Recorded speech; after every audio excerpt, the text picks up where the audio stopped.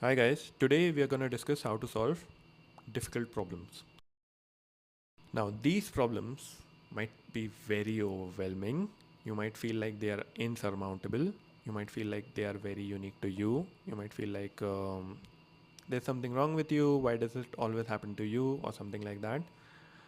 How to solve these overwhelming problems? The first step is to step back, take a deep breath, and just map it out.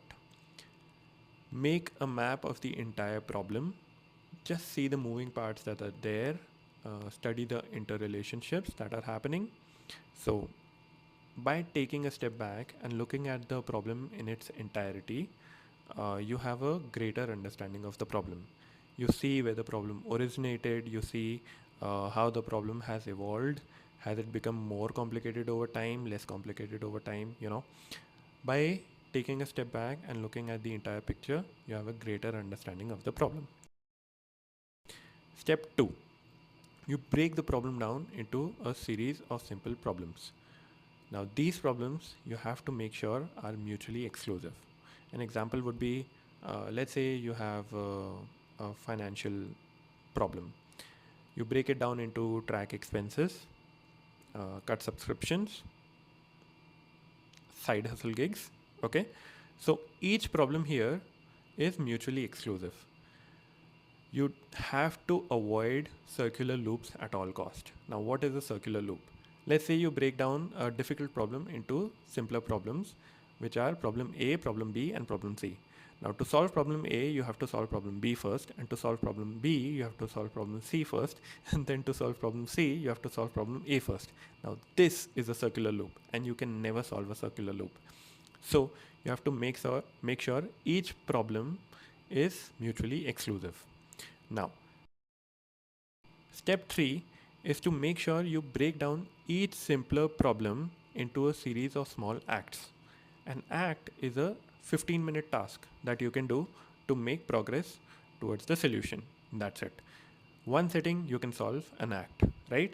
So, break a simpler problem into a series of small acts. Now, by doing this, we have achieved a lot of things. We have made the problem, which was very unique, more general by breaking it down into simpler problems. The complex problem you have is very unique to you, but simpler problems are more generic. A lot of people have dealt with them. Tasks are even more general. You have seen a lot of people do them on a regular basis, right?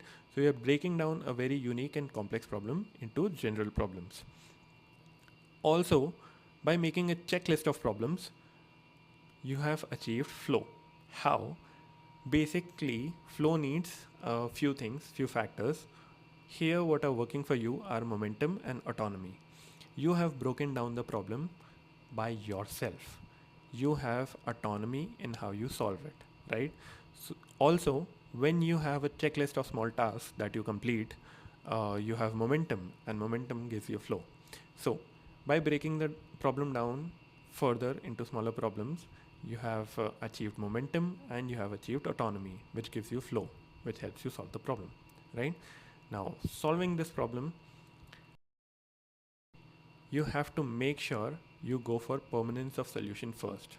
Now, see, a lot of people might think that you should solve the most simple problem first to achieve more momentum. A few people might think that you'll try to solve the most difficult of the simpler problems first. I would say permanence of solution is the best way to solve problems, because once you solve a problem once, a certain percentage of the difficult problem is solved, right? If you don't target in terms of permanence of solution, what will happen is you'll solve a simpler problem, but by the time you solve the next simpler problem, the first problem solution will unravel and you will have the first problem again. Okay, so solve in terms of permanence of solution first. Now, here's my unique twist to it. When you are solving problems, you have to make sure that you are taking in account your locus of control. Okay, there are things you control more and there are things you control less. For example, you are studying for an exam. Now, this is an external problem, right? People think external problems are more easier than internal problems. Okay, um, that's not the case. Internal problems are always easier to tackle than external problems, and your locus of control moves from internal to external. So you have more control over your thoughts, you have more control over your actions, and you have more control over your feelings. But you don't have control over external circumstances, right? You can only influence external circumstances, but you can directly control your thoughts, feelings, and emotions. So when you have to study for an exam, you need to have your internal things sorted first, because you will need consistent thoughts, you'll need consistent actions, and you'll need consistent feelings. You want to feel encouraged about studying so that you can stay consistent when you are studying for an exam, right? So when you are sorting your problems out, the pattern should be internal problems with the most permanent solution first, then internal problems with less permanent solutions, then external problems with most permanent solutions, and then external problems with less permanent solutions.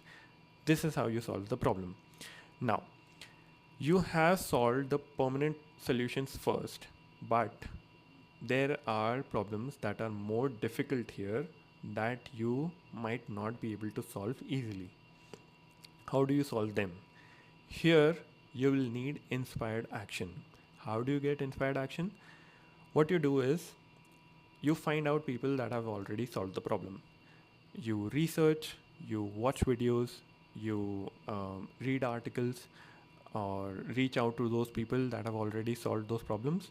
Since you have broken down your problems into simpler problems, you'll find a lot of people that have solved that problem.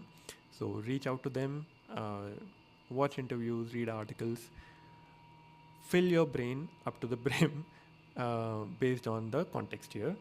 And what will happen is you'll sleep on it.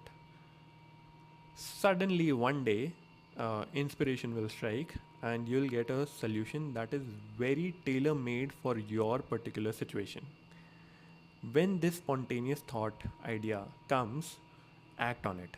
Inspired ideas die because of inaction. So, as soon as these spontaneous solutions come, act on it immediately, and even these difficult, simpler problems that are there will get solved through these inspired actions. So, now you have a complete structured breakdown on how to solve any insurmountable problem you can think of. Okay, you have the way now. You have to put in the action. So if you have a difficult problem you feel is insurmountable, please mention it in the comments below. If you have any doubts, please feel free to comment as well. If you like this video, please like, share, subscribe, you know the drill, and I'll see you next time. Peace.